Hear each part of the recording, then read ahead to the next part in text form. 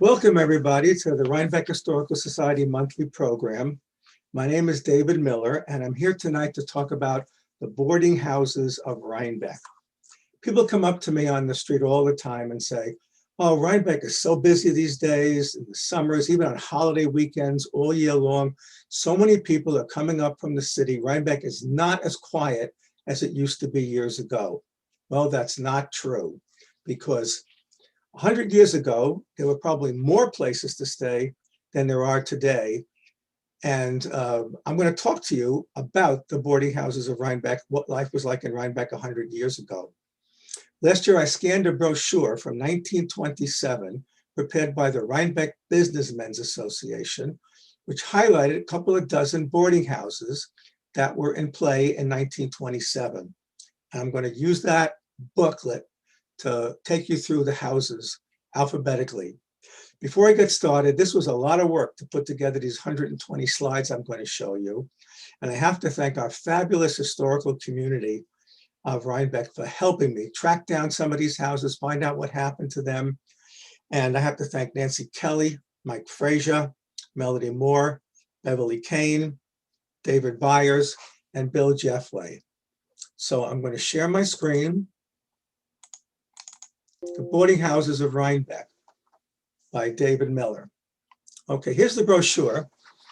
It was Rhinebeck, New York, Dutchess County Summer Resort, Hotels and Boarding Houses by the Rhinebeck Businessmen's Association, which is the precursor to today's Chamber of Commerce. And here, it's 2 pages at a time I scan. On the right, you'll see the Rhinebeck Businessmen's Association. It took place in the Starr Institute. It has the officers, Haskins, Marquette, and Cedar, and the board of directors with some of the famous names in Rhinebeck: Asher, Reichert, Marquette, Shad, Van Vrieden, Schermerhorn, and of course, Benson Frost. If you look at the left side, it listed the members of the Businessmen's Association, just a couple: Peter Schneider, Hub Garage, Kime, the Meat Market, Shriver, Insurance and Lawyer, Dentist, Colon Insurance, Life Insurance, Real Estate, and so on. You can look at this whole brochure. It's up on our website. If you look for the brochure, you'll find it on our website. You can read the whole thing. So before I get started, inside the first page was this picture. It's the Twilight Bus Company line. I love this bus from 1927.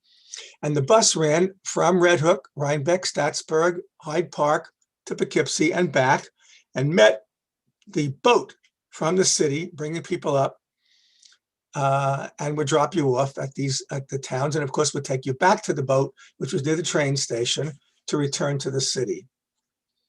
So here's what it looked like. I scanned this from our collection. The Albany steamer, and it was one of the steamers that went up from New York City to Albany and took the people up to and from the city. So here's the right side of the brochure, the Adair House in Rhinecliff. It says our house was situated on the east bank of the glorious old Hudson, located amidst beautiful scenery, swept by fresh mountain air, high on the cliffs. And it talks about our rooms are large and airy, and the rates were $16 to $18 per week. We could accommodate 50 guests. And when you add up 50 guests, 30 guests, 40 guests, 50 guests, it's quite a few people, way more than we have guest houses today. The difference is that the $16 to $18 was American plan.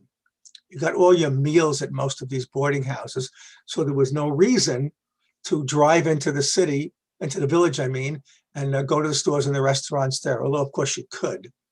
So Nancy Kelly sent me the story of the Adair House, written by Bruce Diedrich.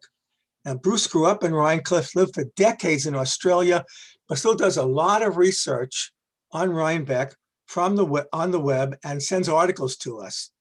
And the house started out, here it is. I blew it up from the brochure. You can notice the 4-column porch and the center staircase and the bay window here. It started out as the parsonage for St. Joseph's Church. And here it is, high on the cliff, as it said in the brochure, the 4 columns and the porch. Here's the church and the cemetery. And I have another picture that I blew up a little more, and you can see it in greater detail. So this is where people stayed. And Bruce sent along some clippings from the newspaper about things that went on at the Adair house. Here's June 1926, come and dance at the Adair house, starting July 3rd. Good floor, it says. I guess you remember reading a lot of the newspapers. People have wild dance parties and the floor winds up giving way and people wind up in the basement. So I guess a good floor is an important thing to have. Good music and good eats. Admission, 10 cents. 1929. Guests of the Adair house, and here's what I'm talking about. New York City, New Jersey, Queens Village, South Ozone Park, New York City, New York City. So people always have been coming up from New York City to stay in Rhinebeck at these boarding houses. 1932, beautiful modern house high on the hills, which is what it says in the brochure. And here's 1928, 2 years later from 1926, dancing is now 50 cents. We had a little inflation in 1932. 1928, I mean 2 years later. I guess the Great Depression hadn't hit yet. So the next place, of course, is the Beekman Arms, 1700 to 1927, under new management, under the same management as the Hotel Campbell in Poughkeepsie. Now, I have plenty of material to choose from. I chose a few good slides from our collection. The new owner was Frank Lord, who was hired by Tracy Dowse to run it. Here's a picture of it about that time. I do not know what the Beech Nut Circus was, but it's a great picture of the Beekman Arms. And here, of course, is the old town hall that was torn down to build a post office in 1939. So I had a few postcards from the collection.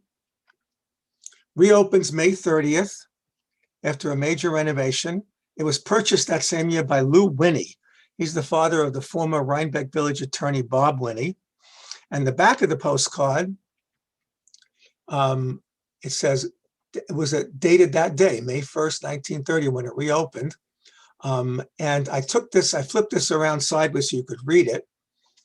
And it says, Dear Lila, well, how are things in the big city of New York? Hope fine.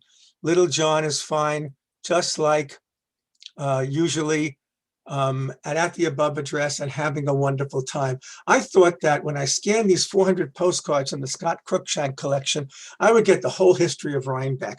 There'd be all kinds of stories and gossip, but there's nothing. Every one of these postcards says something like, having a great time, see you when we get back to town. And I said to my wife, why is there nothing else here?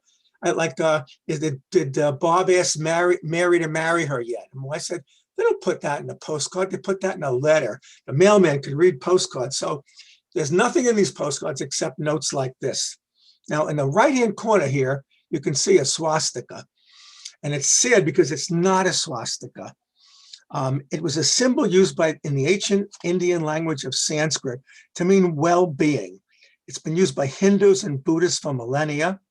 It's seen on many postcards in our collections printed in the early 1900s.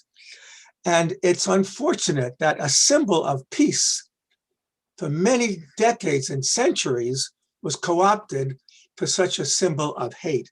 But that's what happened. Lastly, is a picture scanned from the Bob Winnie collection. From the Scott Cruikshank collection of the hotel a little earlier. It's more, old and screened-in porches before the big columns were added by Tracy Dowse. And here's from the Bob Winnie collection. It was the foundation going in around 1920, I'm guessing, for the dining room wing that we have today. They cut holes in the building for access. They put a boiler in the basement, and they renovated the building. So the next boarding house, Cedar Heights Farm, Rhinebeck, New York. H.R. Marquardt, proprietor. 3 miles from the village, views of the famous Catskill Mountains. Table supplied butter, fresh cooked, baking and everything, sitting in the room, $14. Christian families desired. Now, this was 1927. Most of these brochures say Christian families. If you were Jewish, if you were Black, there were other places to stay. And if you saw the Green Book that got nominated for an Academy Award, it was a great movie. And it showed the Green Book was a book that was printed for Black people to read, to know where to go and where not to go when visiting a town. And that was 1927. That was history. So unfortunately, Cedar Heights Orchard is not here today. It's now an orchard. Picking apples, you can go, you pick. It's right up the road outside the village, and you can pick apples there. I found a note about it here in the 1929 Gazette, which says Cedar Heights Farm, entertaining, again, people from the city. Henry Wagner, New York City, New Jersey, Brooklyn, New York City, so on. So they did everything they could to draw people to come up to Rhinebeck from the city and stay at their place. Here's a blow up of a postcard that we have of what the house looked like. And it held, I think it was like 30 or 40 guests could come. And here's another postcard of it, Cedar Heights Farm, W.F. Marquardt, Statsburg, New York, October 12th, 1914, 1919, but it was around that time. And here I have to rotate the postcard, and it says, have looked for you all the past week. Surely thought you would come up yesterday. I'm sorry to have to tell you not to come up this week, as father will be away every day. Dancing apples? I couldn't read that word. I sent it to everybody and no one could figure out what it was, but Nancy and Arthur Kelly said it was drawing apples. And what that was, this was October, and you pulled carts full of apples when you helped with the harvest. So that's where father was. Saturday is reunion day. Mother will be away a couple of days also. So that's the story of that, of Cedar Heights Farm. Colonial Cottage, okay. Ideal place for travelers. 52 Montgomery Street on the Albany Post Road. Restful, clean, hot and cold running water, electric lights and baths. Remember, this was still just after electricity had come and when indoor plumbing was starting to be built in houses. Open all year round, rates reasonable. So where was Colonial Cottage? Well, here's a picture of it. It's right on Route 9. And if you look at it in this old postcard from 1925, you can see a single entrance on the left side, a 4-column porch with another entrance on the right side. And looks like that today. Here it is. Same thing, single entrance on the left, 4 columns on the right, and the door. It's just up from Rugi Subaru, right on Route 9. And I believe it's a private residence today. And here's an ad from the Gazette, 1937, Montgomery Street, tourist and permanent guests. So they had permanent guests stay there as well. William Gulliver, manager. And one of the permanent guests posted this ad in 1939 Gazette, for sale, a Rio 1.5-ton panel, misspelled panel, I guess, truck, good condition, Burke at Colonial Cottage. So one of the residents who was living there while you learned was selling his truck. Interesting. So here's something a name we all know, Cottage Farm. Mrs. E.A. Staley, open May to November. Ideal spot in the country to spend your vacation, 1.5 miles from the village. And that is just up the hill on Mount Rutson Road from Hoggs Bridge. And that's where it was. 40 guests, it says, home cooking, plenty of milk, cream, tuberculin-tested cow, vegetables from our own, and eggs from our own henneries, $14 a week, Christians only. Okay, so of course, this is the ancestor of Nick Staley and Dan Staley, who owns Staley Cottage Farm. I have some postcards from that. And the main house is Staley's Cottage Farm. You can see the main house and some side buildings. Here's another one, Staley's Cottage Farm. And there were swings and you relaxed. And as I said, you ate all your meals at the place, which is why the traffic in Rhinebeck was a lot, but the traffic in the village was not as much as it is today. Now, I have this brochure in our collection as well, printed by the Gazette Press. It was a catalog about it if you wanted to send for one of these. City Comfort, Country Charm. And I scanned a few pages because I wanted to show you something. Arrangement here in two views of the Cottage Farm, which you saw, the main house, the right house. And, it's a unique place, a unique town with a unique location, Rhinebeck itself, Hudson River Colony, Vanderbilt's, Rupert's, Estes, Delano's, etc. But what I wanted to show you about is the food. And that's on the next page. Cuisine. We take great pride in our meals. They serve farm styles, no portions, and all you can eat. No extra charges for anything. We have our own fresh eggs and milk from tuberculin-tested cows. Remember, they were afraid of tuberculosis, malaria, diphtheria, typhoid. This was 100 years ago, and people were afraid of diseases that we have eliminated today. Cream, chickens, fruit, 1/4 acre vegetable farm. We have electric refrigeration, cold drinks. The dining room is unusually cool and always free from flies, very important. Home cooked kind, as far from the tin can variety as possible. Okay, when I grew up in Manhattan as a kid, I did not know what a vegetable looked like until I was a teenager. My mother served canned vegetables, and all the vegetables I knew came out of a can. I went to the supermarket and I helped her pick the cans off of the shelves. So I can understand why people would want fresh vegetables, hard to get in a big city where there are no farms and there were no farmers markets 100 years ago. Milk and cream pitchers are always full. Our regular chicken dinners. Now you're going to hear a lot about chicken dinners. Every one of these places said they had the best chicken dinner in town from their own flocks. Homemade pies, dainty desserts. We've had many years' experience in correct and balanced diet for children. People were worried about their children eating well, but every condition is ideally for anyone wishing to gain weight or build up a healthy reserve. Okay, 100 years ago, if you were thin and you looked like Twiggy or some of the models today who were 6 feet tall and weigh 105 pounds, you were poor and you were starving. If you had a nice, healthy pot belly, it meant you were wealthy and had money. So people, not the children, they want the children to be thin, but you wanted to have a healthy reserve and show that you were well off. And pure water, never failing supply of pure water, connected to the village water main, and also a cold spring on the place. 2 bathrooms and hot, cold water, 3 modern toilets. Remember, 40 rooms, and there were just 2 bathrooms and 3 toilets for the 40 rooms. This was not 2020. So the next one, there's a lot of interesting stories about this one. Oh, sorry, Cottage Farm. Here's an ad from the 1937 Gazette. Modern country living, vacations, amusements, etc. Our very own farm products, $15 to $17 a week, amusements and tennis, etc. And so sorry about that one. Here's the next one.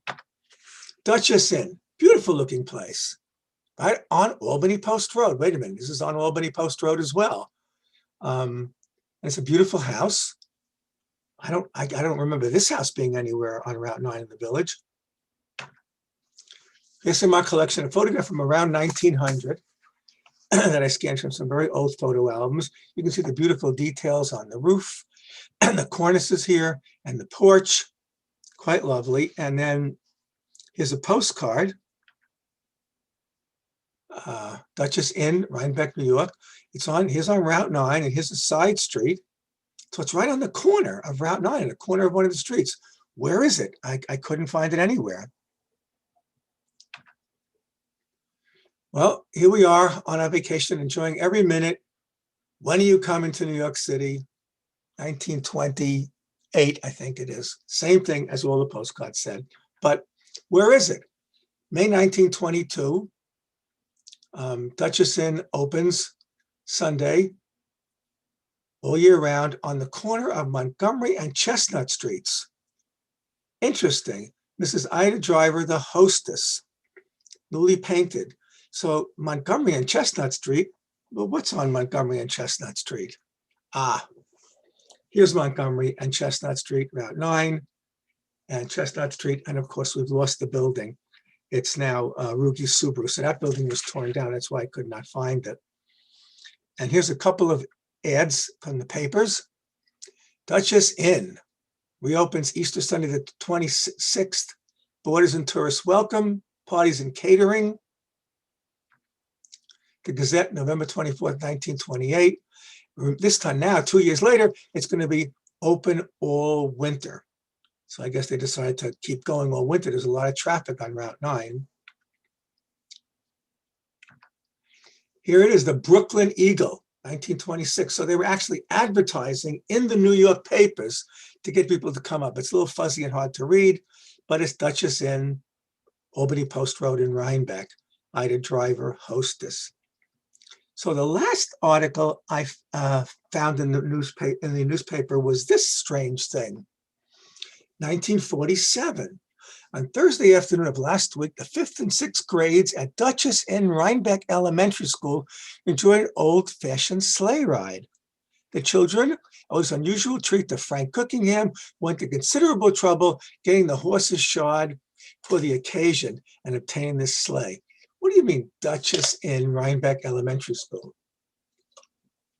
Well, here's what happened. This is Rhinebeck School, which is where the Brogan Center is today, on the corner of East Market Street, across from the Catholic Church. This is 1914 postcard. In 1939, there was a great fire, burned down most of it, and all we have left today is the Brogan Center in the back. They tore all of this down, and in the 1950s, they built a small cinder block extension onto it. It was a gorgeous building, and it's lost. So that's why they began renting places all over the village for the school children to go to, and clearly the 5th and 6th grade were the Duchess Inn, which was no longer an inn at the time. Now, the back of that 1914 postcard, which is dated May 25th, 1914, Dear Jay, which stands for Miss Jessie Webb, First National Bank of Hudson. This is the place where I am to hold forth next year. I'm glad it's all settled. B something W. So this is a fact on the back of one of these postcards. This person was going to teach next semester at the Rhinebeck School. So exciting, an actual fact, not when you're coming back to New York City. So that was a good mystery I solved. Here's another great mystery. Okay, the East End house. Okay, this is, I couldn't find this house. Located in a village within 5 to 10 minutes walk of the Catholic Church. Wait a minute, that's not very far. $16 a week. Where could the East End house be? So I blew up a picture. The picture on the advertised was a little fuzzy, but see these beautiful porches, side porches. Now, the East End was addressed as being the East End, where the mobile station is, and Wonderland Farm as you leave the village.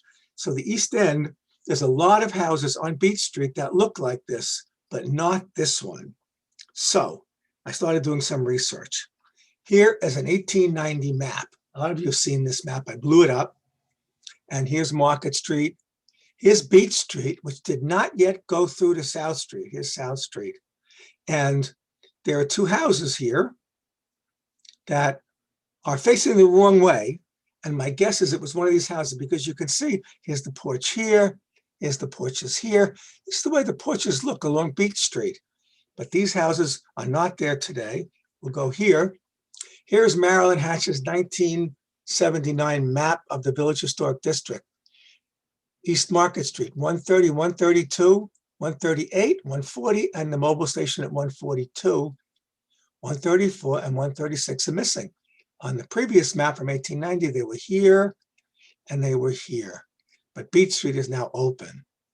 So my guess is it's one of those two houses and it's gone today. If you look today, here's the beautiful house here, this beautiful house, and this house where Beach Street is now, and this house are gone. That's my best guess as to what happened to the East End house. So, Locust Grove Inn and Cottage, Rhinebeck, New York, Mrs. Roy Decker, proprietor. Quiet and restful place located in the historic village of Rhinebeck, situated at a high elevation with a beautiful mountain view, large shady lawn, 40 guests. As I said, there were a lot of places to stay at these guest houses. Running water, home cooking, vegetables, $18 to $25 a day. Right in the village, high on a hill. Well, where could it have been? Well, we have a couple of postcards in my collection. Here it is, the 4-column arts and crafts porch, the stone side of the building with the big chimney. Here's another image from the postcard collection, Locust Grove Inn, looking pretty much the same. And here's a picture I took a few months ago, and there it is, beautifully restored. It's a private home now, and someone added a garage at some point, but it looks just like it did 100 years ago. And 1933, member of the 1933 approved wayside stations. I believe that this was a precursor to the AAA. When out motoring, stop at the Locust Grove Inn. Our chicken dinners for $1, our specialty. Fresh vegetables, no canned vegetables here.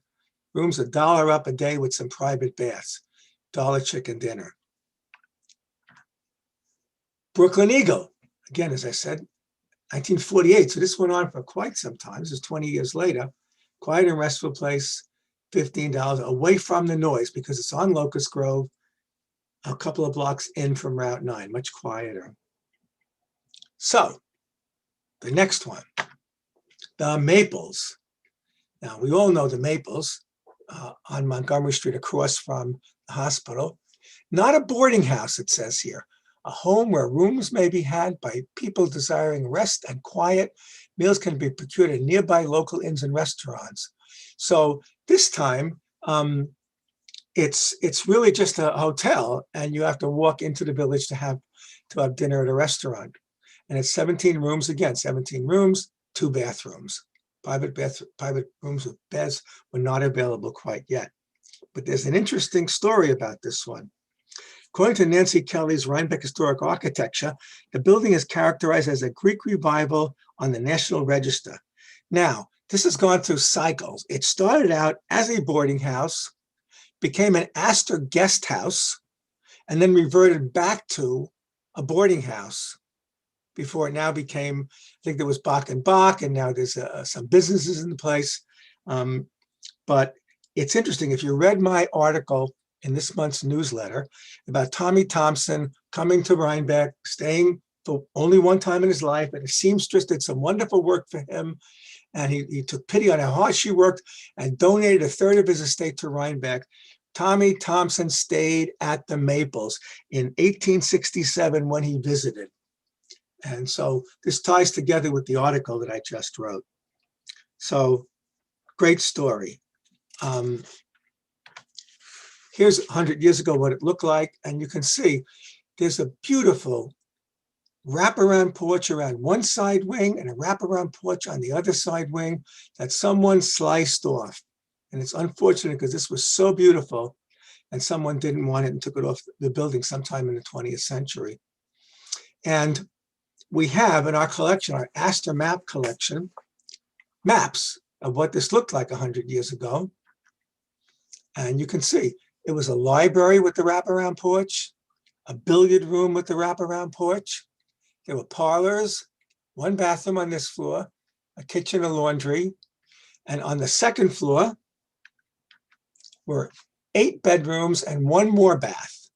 So, as I said, bathrooms were just a pretty new invention, just after the turn of the 1900s. And you can see there's a spiral staircase that runs through it all the way up to the attic. And I went to it just sold a couple of years ago. I found it on a realtor's website, some inside photos. And here it is, that beautiful spiral staircase running up from the ground floor to the skylight. And here it is running from the attic all the way down to the ground floor. And it's still there. It's quite beautiful. I'm glad that that's still in the building. And of course, here's what it looks like today. The wing's gone and the new handicap ramp on the right side here. So Maple, there were a lot of places called Maple because Rhinebeck was famous for its maples. Maple Glen Farm, an ideal place to stay, open in the summer, ideal country home, spend the rest of vacation 4 miles from Rhinebeck. Home cooking, vegetables, our own garden, tuberculin tested Guernsey herd. And where was Maple Glen Farm? Here's a picture of it. And it was at Rock City, at the intersection of 199 and 308. And here is the Pine Plains Register, Thursday, July 1st, 1915. Brooklyn Heights is 1 mile south of here, is quite popular as a summer resort at Rock City. And Brooklyn Heights is interesting when you talk about this location, because this is some material that I forget exactly where I found it, but you could stay at Maple Glen Farm, owned by W.L. Schultz, near Rock City for $5 a week, chosen air price. There'll be free transportation from the Red Hook station, and stay in an old-fashioned farmhouse with plenty of shade and wide meadows, high hills, magnificent views, and no malaria. Again, you afraid of that. Mrs. Schultz took in so many summer boarders from Brooklyn that the lane finally took the name Brooklyn Heights Road. But I don't know if that's the gospel truth. So this house is at the intersection. Brooklyn Heights Road goes up the hill to the top of the mountain overlooking Rhinebeck and sort of moves out into my land. And so that's, as I said, you saw all the people that came up from Brooklyn and the ads in the Brooklyn Eagle. So that was where Maple Glen Farm was. Maple Lawn Farm. Yeah, Maple Lawn, okay. And open all year, Mrs. Veal, located a half mile north of Rhinebeck Village. Nice, large, airy rooms, $15 to $18 a night. I couldn't find much about it. I don't know where it was. Sort of a blurb. It's a beautiful big house somewhere outside of the town. I don't think it's still here, but I couldn't find it anywhere. Maple Lawn, 1902. Excellent rooms, shady, airy. $8 weekly. So it was 1902, it was a lot cheaper. And the Brooklyn Daily Eagle in 1925, Maple Lawn, cooking, own garden, poultry to make your chicken dinners with, and a bathhouse. So again, the Brooklyn Eagle to attract people to come up. Okay, the New York. Now this is an interesting, I said, I've seen this building somewhere. Where have I seen that building? But not from this side. Fine vacation spot, 35 guests, $18 a week. And I believe Nancy Kelly or Mike Frazier found this for me. I'm not sure, I don't remember which one, sorry. The Gazette in 1928. And it's Mrs. Trush has changed the name of her place from the Rhinebeck House to the New York. Place is now open for guests all the year. It's the former Wager residence on West Market Street. Aha! That explains it. This is the Wager house, or the Dr. Parisi's house, between Mirabeau and the library. And here's the side of it. The back. This is actually the back of it. You can see the chimneys and this side of the house. And here's the back of it. Now, I took a picture of the side of it. I had to stomp on the new plantings at the Mirabeau spot to get that angle. So this is the best I could do. And of course, everyone's used to seeing the front of the house, which is what we call Dr. Parisi's or the Ambrose Wager house. So that was a boarding house.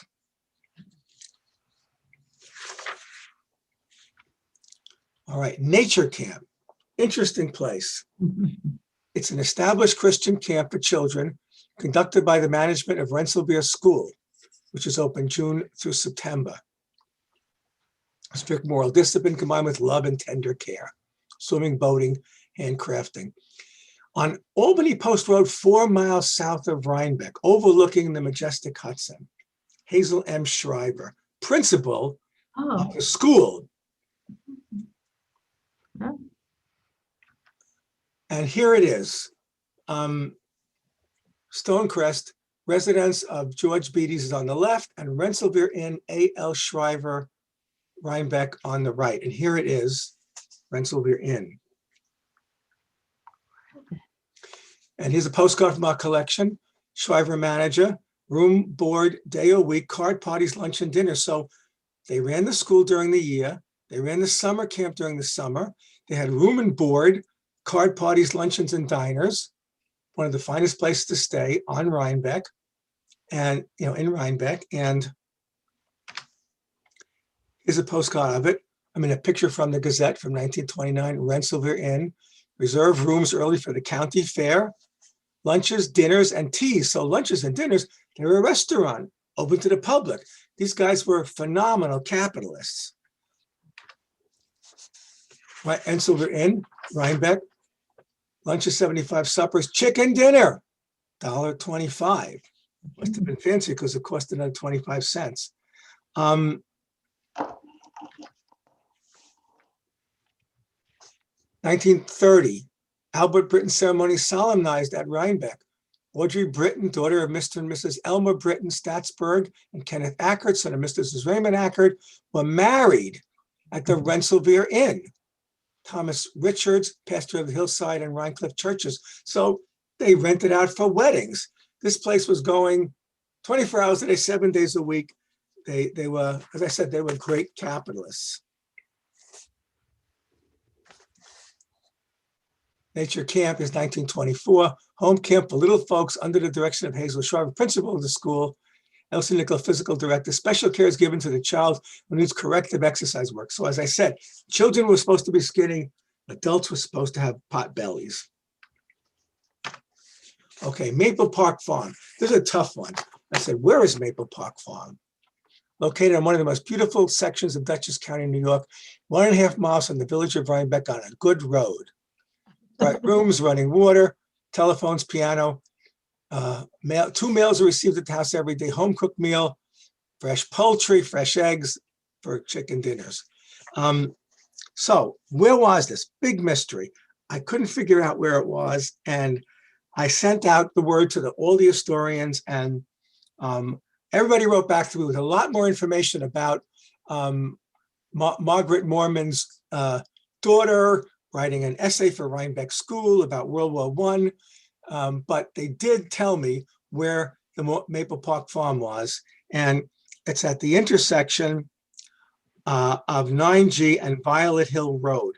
It's Buttonwood Farm, which is when you come up the hill, Violet Road, you hit 9G, you see Buttonwood Farm. I don't think this building is here today, but that's where it was, because Wurtemberg Road was, that section of 9G was called Wurtemberg Road before it was turned into a state highway.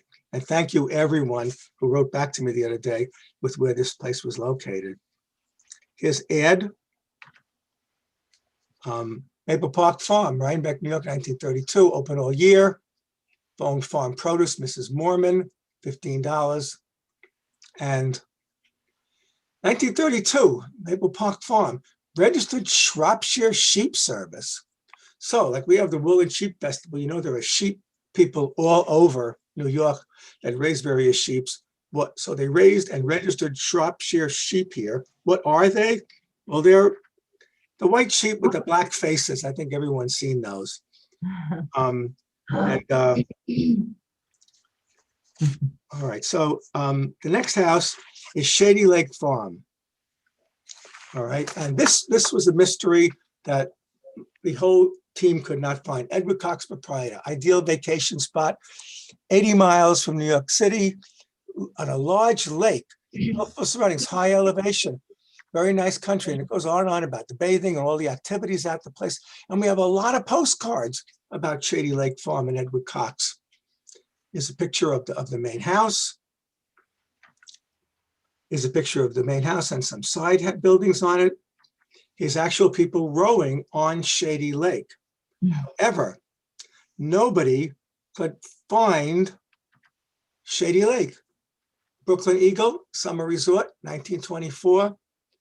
Look at a large lake 1 mile from a village church. I don't know what village that would be. Not Rhinebeck. Elevation 1,000 feet, dancing, tennis, croquet.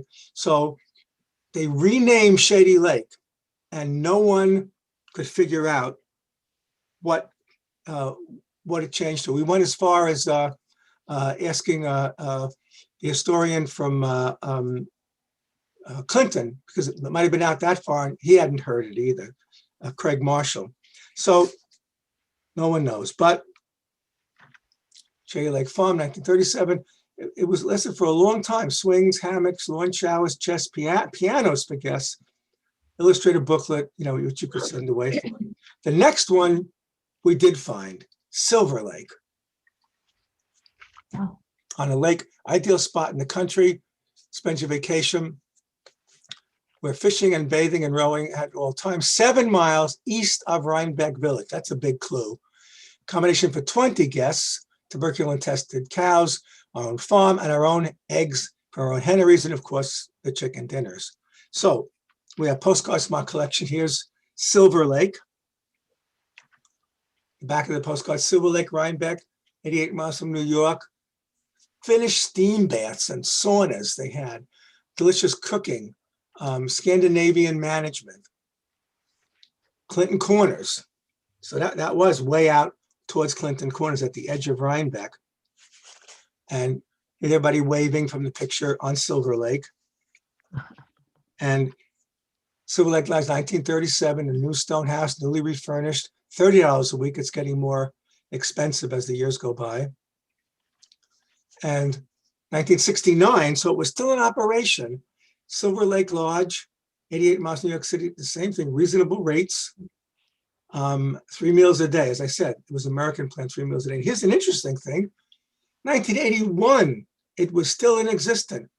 To the editor, wish to thank members of the West Clinton Fire Department and Rescue Squad responding a fire at the Silver Lake Lodge sauna, preventing possible damage to other buildings. Dedicated individuals who are willing to donate their services and help their neighbors. Thanks again, Muriel and Ari Kuha. And so this was an operation in 1981. So that was one of the latest ones that was still in existence that I found. So the lodge was out here. So here it is, 7 miles from the village. Here's Slate Quarry Road, Bull's Head Road, the Taconic, and here is Silver Lake. So it's located on Silver Lake, almost at the Clinton border. So there's 2 more left. Willowdale Farm, Mrs. Asher, proprietor. Ideal spot, located 2 miles from the historic village of Rhinebeck. 25 guests, pleasant airy rooms. And so I said, where was Willowdale Farm? 2 miles out from Rhinebeck. So I got help from Nancy Kelly and from David Byers that this is on the Fox Hollow property, Willowdale. And it's on the historic register. And it's a gabled farmhouse, 2-story, late 19th century gable front addition. And I have a picture from one of the Dow's albums in 1909. Here's the Fox Hollow Bridge, and here's the building back there, just off of Route 9. And here's someone riding a horse over Fox Hollow Bridge, March 24th, 1929. And here's an old picture of it. And had 24 guests. It must have been, bigger than it looks from the back. And here's a more recent picture of it. And so the last place was another big mystery. Okay, Woodley House. Open all year, modern improvements, hot and cold running water, limited number of children. Place you could go, Rhinebeck, Sleepy Hollow, 3.5 New York City. Now, tables abundant with fresh vegetables, poultry and eggs, chicken dinners, remember that. Albany Post Road. Here's Albany Post Road. Where is this place? A couple of miles south of town. 15 minutes walk to railroad, telegraph, post offices. It has to be near Statsburg. It's so far south of town. I drove up and down. I couldn't see it anywhere. And I thought maybe it's the Troop K barracks of the state troopers. Maybe they tore it down. It turns out, thanks to Beverly Kane and Melanie Moore coming through for me, no, it's hidden by the summer foliage on those trees. It's still there.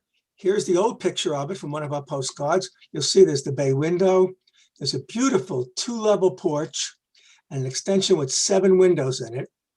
And I went down there and I did a little trespassing. It's actually a 7-family apartment building now. Here's the bay window. The beautiful 2-story porch must have had issues with structure and they took it down. Here's the 7 windows on the other building with the middle window out.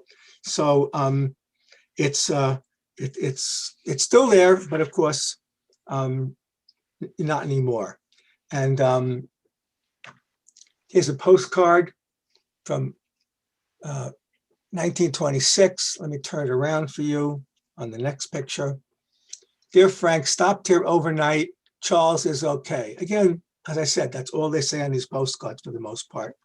And here is a flyer for it from the Brooklyn Eagle. Come on up to beautiful Rhinebeck and have a chicken dinner. Beautiful, located on the Albany Post Road. Good light, airy, good table and home cooking. $16 a week, Charles Anthony. So that was about 24 places in Rhinebeck. And we'll go to gallery view and we can have questions. There's some of my helpers there, Beverly and David. So David, I am unmuting everybody. And if there are folks who have questions or comments or can share some information about where Shady Lake was, we would welcome those. I think it's a lake on somebody's private property. Maybe, I don't know. No. Yes, you had a question. Yes. I don't know where Shady Lake is, but the couple of things amused me about the presentation. Number one, those folks who wrote those postcards would be in a state of shock if they realize how we are looking at their postcards all these years later. And the other thing that impressed me was the prices of what it was. And I can recall when I'm from Long Island, at least I was raised there. I was actually born in New York City, but I was raised in Long Island. And I moved to Syracuse in 1959. And for 3 months, I had a room before I got an apartment. And my recollection was that my weekly rate for a very nice room was about $12 a week. And this included all meals, which is I said is why. That didn't include meals, no. Oh, $12 a week in 1959. That's why I believe there were many more people visiting then, but since they stayed in these places, or took the bus or a taxi or were met at the station by the owner of the boarding house, they didn't necessarily even be able to drive into the village and go to a restaurant there. No reason to leave the property. You had everything you wanted there. So there were probably many more people staying, but not as many coming into the village. You know, there was two things I like to mention. One is Bob Milroy, and he used to deliver mail throughout all Rhinebeck in the village and so on. And we were having a conversation once, and there's another fella there that lived in the village, and he said once Bob Milroy approached him as he was delivering the mail, and he said, "Geez, I see your daughter's having a nice time in Europe." He would read these postcards as he was delivering the mail, and he didn't hold back on it or anything. I know. That's why I said you didn't put anything in the postcard that was, read by the mailman.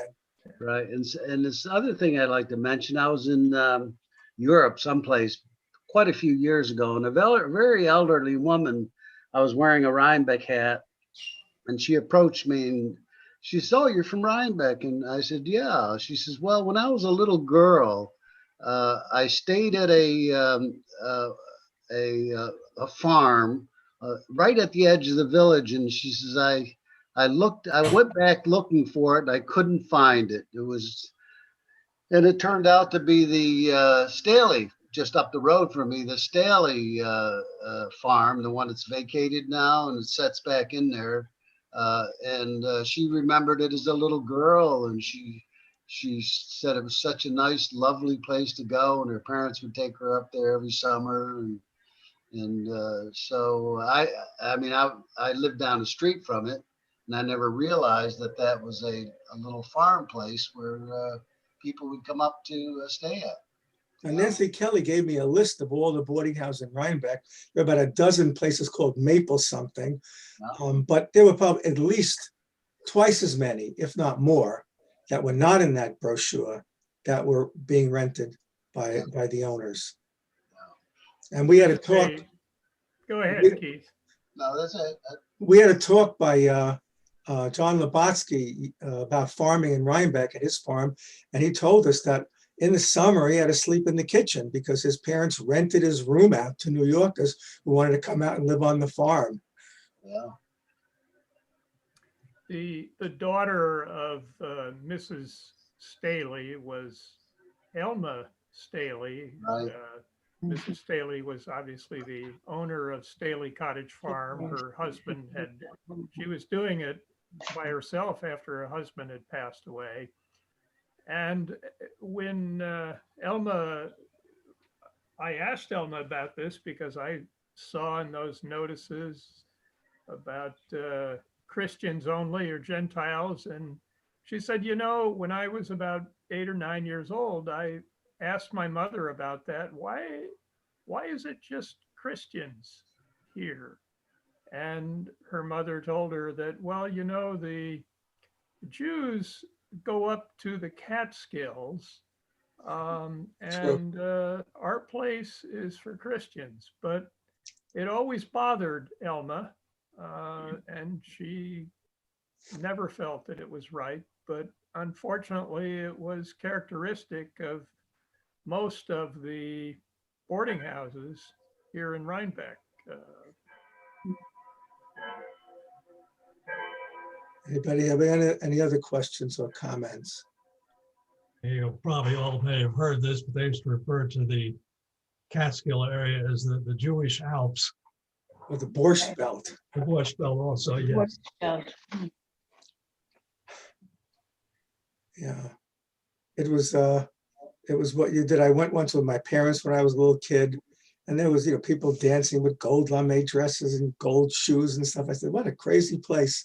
But they had all these facilities, and so I took my my daughter there once many years ago, and I said, this is great. There's indoor ice skating, indoor swimming, and pools, and a lot of stuff you could do, camps and all activities for the kids. It was great. So my daughter went to camp, and I said, we're out in the mountains. Where are the mountains? And so I went to the concierge desk and said, where is Kayamisha Lake? We're on there. I want to go for a hike. And the woman said, you want to go outside? I said, what? No one ever asked that question. Yeah, I'm in the Catskills. I want to walk around through the mountains. Go out the front door. The golf course, follow signs to the golf course. You can walk all the way around the lake and come back. And she looked at me like I was nuts. You showed David the, I'm sorry, Betsy, I think you had a comment. You need to unmute yourself. You have to turn on your microphone. There you go, you did it. Okay. Have you interviewed on tape then for your use or interest, some of the very, very senior Rhinebeck, families who are still there? We were just talking about that today. It's a project that we've talked about for a while. We talked about our board meeting at 3 o'clock today. And we are, when COVID is over next fall, we're going to line up people and we're going to do this. We're going to film them. We have to do that. That would be interesting discussion. Yeah. Somebody like Mary Cipperly and all of them, Yes. Yes. You mean just people that are more senior than us? Yes. Well, maybe next time you come to Rhinebeck, next time you come to Rhinebeck, we'll add you to the list, maybe next fall. Valerie Kilmer was related to the Staleys, of course, and but she talks occasionally about her, I don't know if it was her uncle or aunt that was a part of the Staley resort there. And she's old enough to remember back as a child. She would know about that. And actually, all her relatives were living up on Tater Hill Road. Many of them back in there, and back when it was a little village area. Mhm. And she knows a lot about some of those resort areas, I believe, that where people would stay. And, Mhm. Yes, before it was Staley Cottage Farm, Henry Staley owned quite a few animals, and the property went up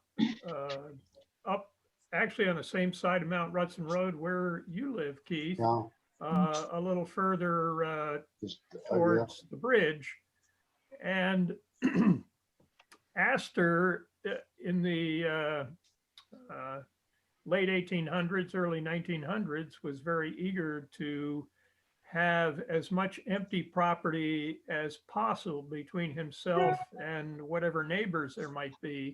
So he bought up as much of the land as he could on between River Road and Mount Rutson Road. Oh, And it was later, after John Jacob Astor went down on a Titanic and Vincent Astor inherited the property. And Vincent Astor in the 1950s wasn't going to be living much longer. And he, and actually it wasn't Vincent, it was, she lived to be Brooke, past Brooke? 100. Brooke. Brooke Astor, oh, who donated much of that property in between River Road and Mount Rutson Road to the Rhinebeck Rotary Club. And it was Homer Staley, Sr., Nick's father, who wound up taking care of that property and unofficially becoming a ranger. And then the Rotary Club donated it to a 501c3, a separate organization, Ferncliff Forest Inc., which is what it is now. They So used that to have property- a Methodist camp Yes, up there in that was area as well, right? a small Methodist chapel there. It was a retreat for retired, it was intended to be for retired Methodist ministers. oh, And the foundation of that, there are still stones there on that property. It's way up kind of in the middle north end of it, not far from where the tower is located, where that chapel was located. I But think there's by the 1930s, nobody was using it, so it wound up getting dismantled. The stone for that chapel is at Wilderstein, Ah, because the Circleys donated that to the Methodist Church. That was their property. mhm. see, So keep asking people about what happened to Shady Lake. By the way, this is a Shady Lake postcard. It's a whoops, what is that thing? There's a car coming down the path on the left side and a fisherman fishing in the river on the right side. Again, another postcard of, we have a lot of postcards of Shady Lake, but Mhm. is that possible? I mean, it occurred to me from the descriptions, could that be in Clinton and part of the Omega site? we asked Craig Marshall, is that, and he wasn't sure where it was either. I mean, nobody could figure out where Shady Lake was, or unfortunately, Google wasn't around in 1927, so we don't have, nothing will ever be forgotten again, but history is sometimes lost when you didn't have Google at the time. Have you ever thought about doing a part of a feature or whatever regarding Linwood Estate down on Mill Road, now where the Sisters of St. Ursula live? Mike gave a talk about Yeah, I did speak about that property in connection with Actually, I think it was also part of the presentation that I did for I guess I missed. Marist College for their Lifetime Learning Center. Oh, It's up on our website. It's Ellerslie, right? It's the, no, Well, no, No, it's not Linwood is a different no, property. which program did you? Linwood. She's Are you talking asking about me? Linwood. No, I'm asking Mike. Which program was that? That was the program on, It wasn't one that I did talk about it in when I spoke about Ellerslie because the property is adjacent to it's just south of Ellerslie on the river, yeah, but it goes back quite a ways, and the Shaw family, their connection to the New York Yankees, the beer Rupert, right? Rupert. industry. Rupert, yes. Rupert my beer, grandparents lived Knickerbocker there. beer. Jacob Rupert. Yeah. My right, grandparents lived there. My grandmother was the chef and my grandfather was groundsman.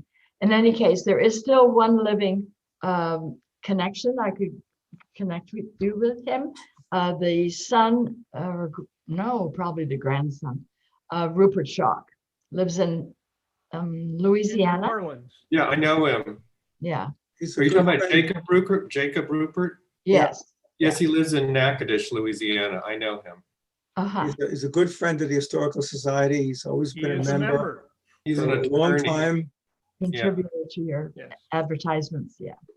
Yeah, I've met him. I connect with him about once a year. So. Yeah, he's a funny guy. He hasn't been in Rhinebeck, I don't think, in a while, but he Yeah. was visiting at least once a year and would stop at Linwood to see the sisters. Mhm, And he has stopped by to see us at the local history room mhm. and has donated photographs from his collection to us. And yeah, he has a website. He's a judge in the state of Louisiana, retired now. In Natchitoches. Yes, Ah, yes. But it's a very important site, Betsy, and and If- there is if an you're, adjoining property next to it that is still a part of it too. That's another long story.